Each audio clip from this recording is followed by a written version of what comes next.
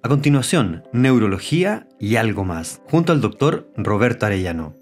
Hola, ¿qué tal? ¿Cómo están? Yo soy el doctor Roberto Arellano y hoy día les vengo a hablar de un tema súper importante y relevante: las crisis epilépticas. Ve un poquito de epilepsia, vamos a hablar de eso básicamente. ¿Cómo se define epilepsia? Muy simple, son signos y síntomas transitorios producidos por una actividad neuronal anormal dentro del cerebro, habitualmente excesiva. Esa es la definición de epilepsia actualmente. Y se las clasifica de la siguiente manera. Las crisis epilépticas pueden ser de inicio focal o de inicio generalizada. ¿Qué significa eso? Las focales quiere decir que provienen de una mitad del cerebro, y las generalizadas que rápidamente ocupan todo el cerebro. Entonces desde ahí puede saltar el estímulo a un brazo, una pierna, a un estado de conciencia determinado. De las focales se dividen a su vez en dos tipos: unas que tienen compromiso de conciencia y otras sin compromiso de conciencia. ¿Qué es esto? ¿Qué significa que sea focal y que no tenga compromiso de conciencia? O que tenga compromiso. Por ejemplo, una crisis focal, voy a actuar una crisis focal sin compromiso de conciencia en el brazo. ¿Qué pasaría? ¿Cómo se vería eso? Se vería probablemente así. Esa sería una crisis focal motora, sin compromiso de conciencia. Ahora, una crisis de inicio focal, pero con compromiso de conciencia, podría ser algo semejante a esto. Estoy conversando con ustedes y de repente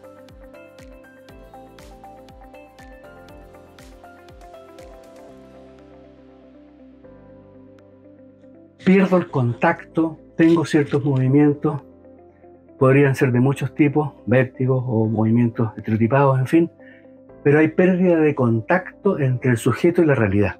Esa es la diferencia.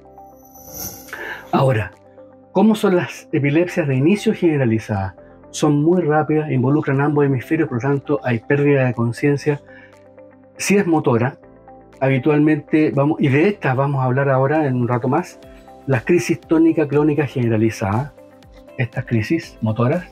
El típico paciente que ustedes ven en la calle que está caminando, de repente se cae inconsciente en el suelo y empieza a tiritar. Esa sería una crisis tónica clónica generalizada. Y vamos a hablar acerca de lo que tenemos que hacer por estos pacientes. Y hay otro tipo de crisis que son las ausencias, que también son generalizadas, pero no dan síntomas motores. Y la crisis de ausencia dura unos segundos y el paciente pierde el contacto con la realidad. Podría ser algo así como lo voy a hacer ahora. Estamos hablando nuevamente y de repente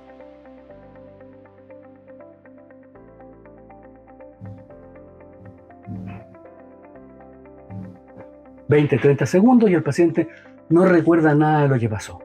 Y se pierde un pedacito de su vida. Eso puede ocurrir varias veces en el día y tiene tratamiento.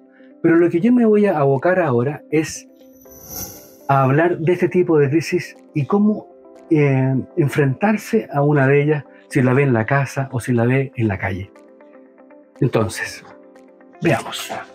Este tipo de crisis nos da aviso habitualmente, aunque el paciente puede sentir ciertos síntomas premonitorios, pero no la puede evitar y pierde la conciencia y cae al suelo. Ahora, ¿qué puede provocar que esto ocurra? Por ejemplo, el paciente venía llegando de turno de noche, no durmió. Por ejemplo, el paciente era alcohólico y dejó de tomar unos 3-4 días, crisis convulsiva. No es que el alcohol haga bien, pero en realidad si se deja bruscamente en un paciente alcohólico, deja bruscamente de tomar, puede provocar una crisis convulsiva. O se pegó un golpe en la cabeza, un golpe fuerte donde perdió la conciencia, se recuperó de eso y a los pocos minutos, horas o días tuvo una crisis epiléptica o pérdida de conciencia con crisis convulsiva.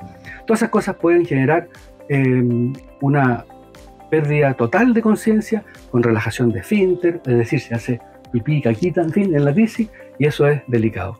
Pero lo más importante, un paciente está de pie y pronto cae al suelo, convulsiona.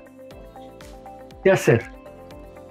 Una de las cosas más importantes es la vía aérea, hacer que respire, que no se cierre la vía aérea con su propio cuello. Por lo tanto, lo que hay que hacer es hiperextender el cuello hacia atrás, de tal forma que si está el sujeto así, el cuello tiene que estar así.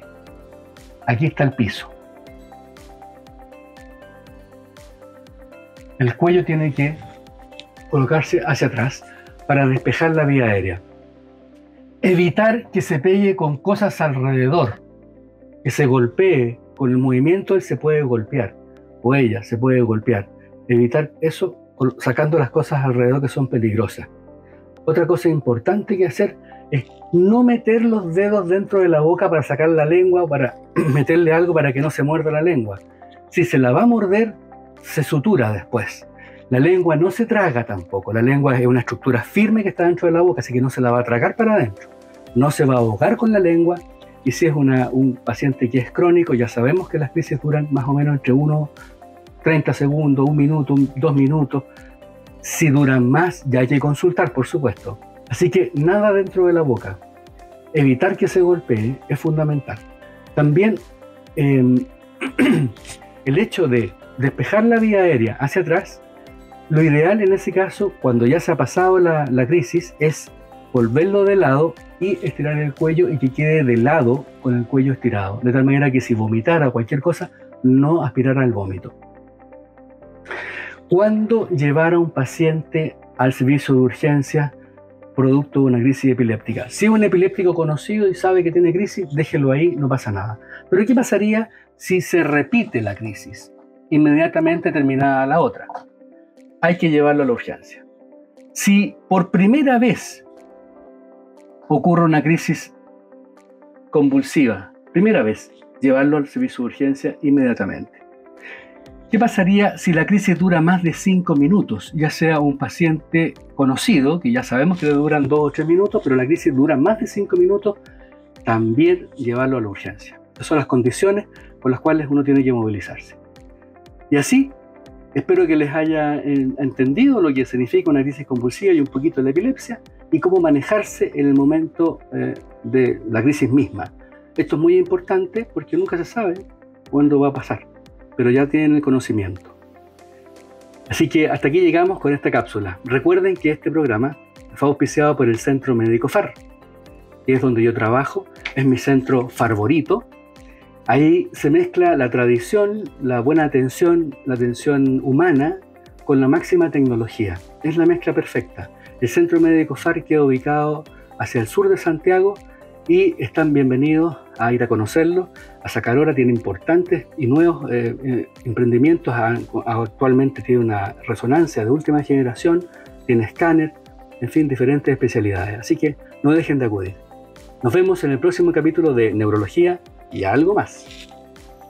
Doctor en Casa presentó Neurología y algo más.